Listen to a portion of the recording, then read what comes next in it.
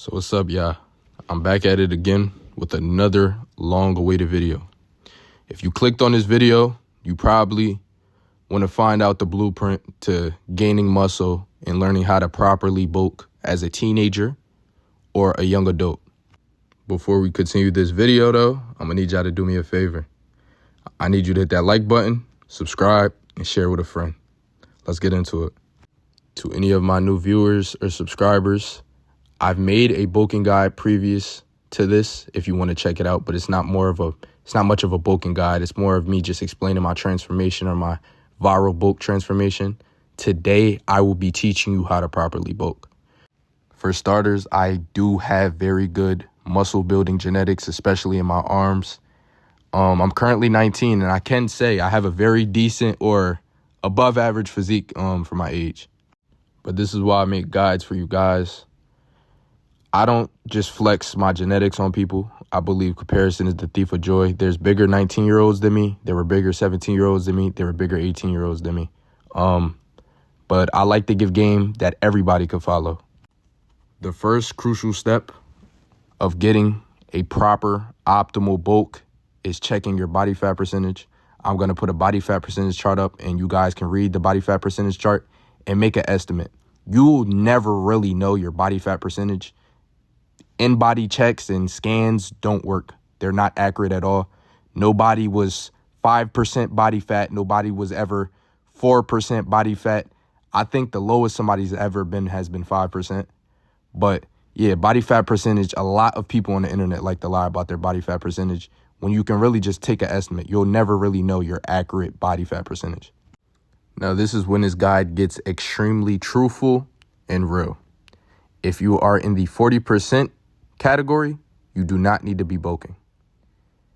If you are in the 35% category, you should not be bulking. 30% don't bulk, 25% don't bulk, 20% don't bulk, and 15%, if you're gonna bulk, make sure you're at a very slight surplus. If you aren't at 12%, I will encourage you to go on a cut. Do a little mini cut for 2 to 3 months.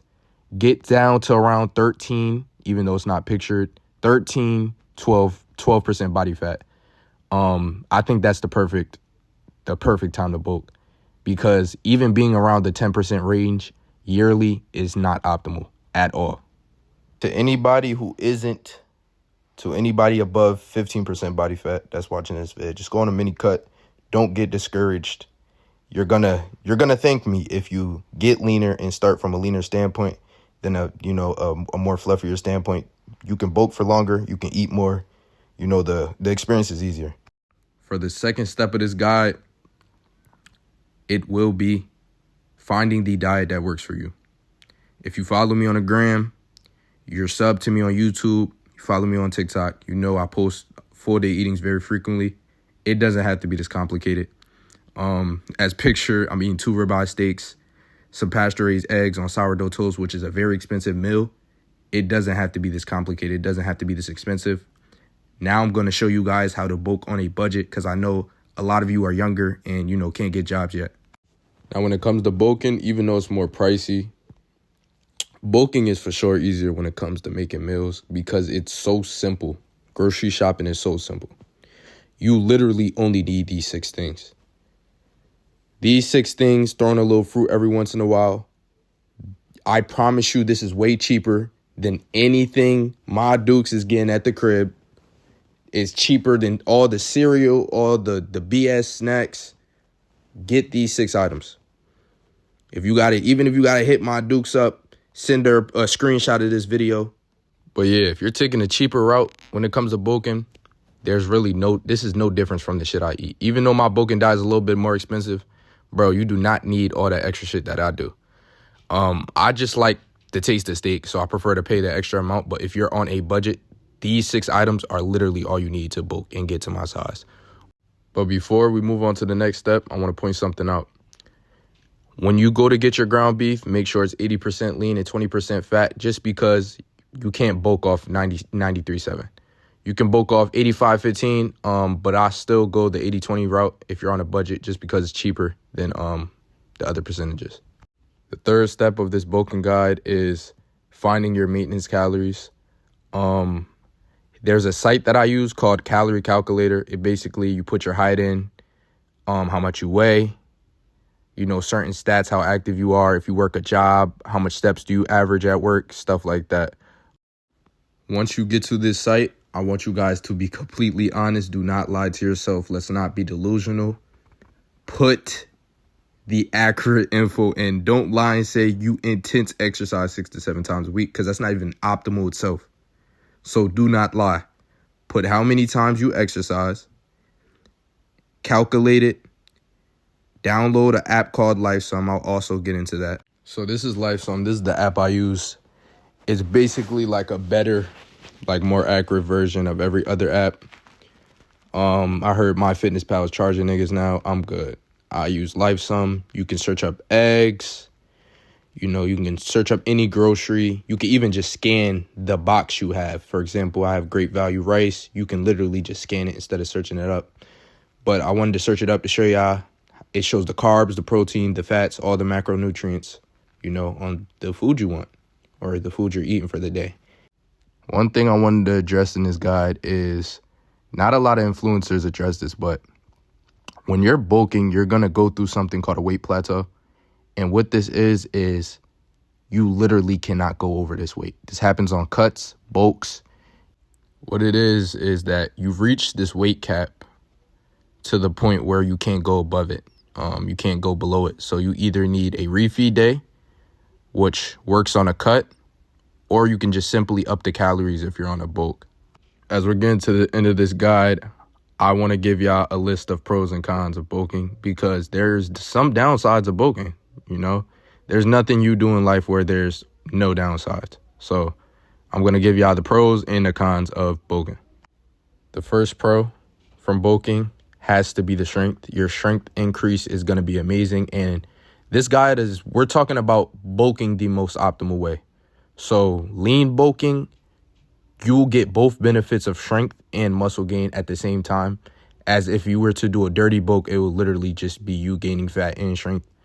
Lean bulking, your strength will still increase the same amount if done right. And this guide taught you everything to do. Another con, and my favorite con, as you can see, me pictured, you are way bigger in t-shirts.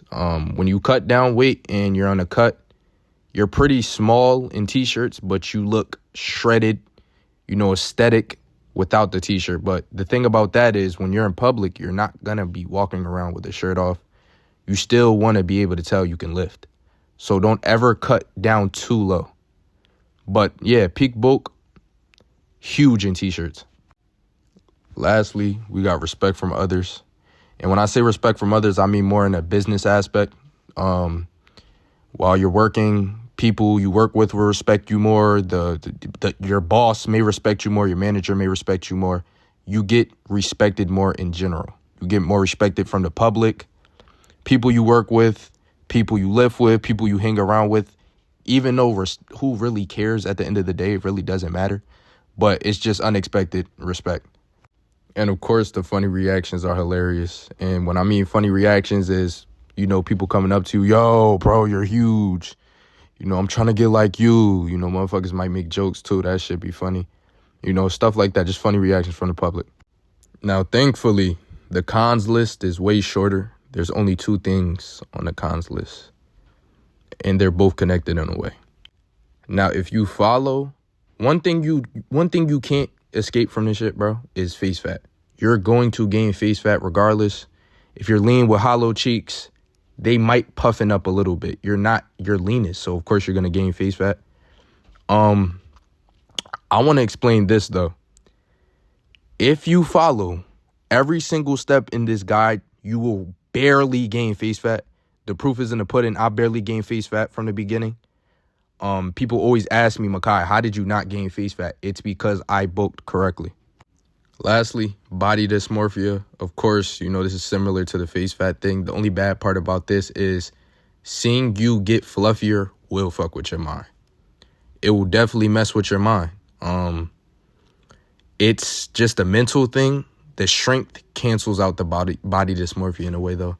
That's what I like about bulking. You're going to enjoy all the new gains, the size, and plus it's temporary at the end of the day. It's not that serious. You can easily, after you're done bulking for a good 1.5 to 2 years, you can cut down and stay lean as long as you want. Lastly, one thing I wouldn't stress about while bulking is cheat meals.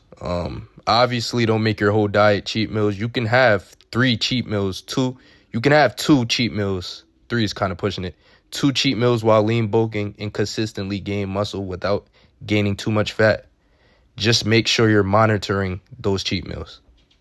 We're not doing no cheat days. We're not getting no fat. Like I said, monitor those cheat meals, enjoy yourself, and don't stress yourself out. Now that the guide is finished, I hope y'all boys enjoyed the video. I hope y'all enjoyed the guide. I hope y'all follow instructions. Follow it step by step, and you wouldn't even have to worry about getting fat this summer. You can actually lean bulk this summer and still look like David Late walking across that beach. It's like, nah. I love y'all boys. I'm out. Follow all my socials, link in bio. Peace.